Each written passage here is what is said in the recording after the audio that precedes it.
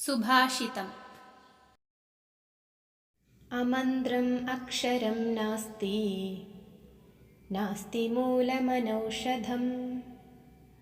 അയോഗ്യഃ പുരുഷോ നാസ്തി, യോജകസ്തത്ര ദുർലഭഃ.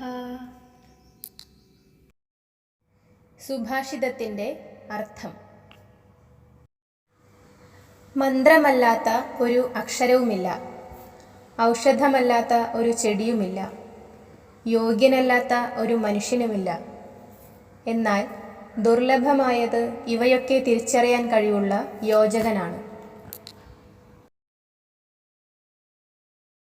സുഭാഷിതത്തിൻ്റെ ആശയം: എല്ലാ അക്ഷരത്തിനും അതിൻ്റേതായ പ്രാധാന്യവും ഉപയോഗവുമുണ്ട്. അർത്ഥഗംഭീരമായ മന്ത്രങ്ങൾ പോലെ ഏറെ പ്രധാനപ്പെട്ടതാണ് ഓരോ അക്ഷരവും. ശരിയായ ഇടത്ത് ശരിയായി ചേർക്കുമ്പോഴാണ് അതിൻ്റെ പ്രാധാന്യം കൈവരുന്നതും. അതുപോലെ തന്നെ ഔഷധ ഗുണങ്ങളില്ലാത്ത ഒരു വേര് പോലുമില്ല.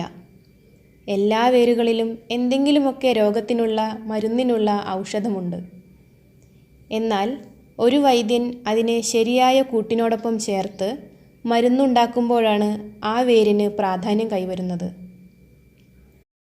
അതുപോലെയാണ് യോഗ്യതയൊന്നുമില്ലാത്തതോ ഒന്നിനും കഴിവില്ലാത്തതോ ആയ ഒരു മനുഷ്യൻ പോലുമില്ല എന്നുള്ളത്. ഓരോ വ്യക്തിക്കും എന്തെങ്കിലുമൊക്കെ കഴിവുണ്ടാകും.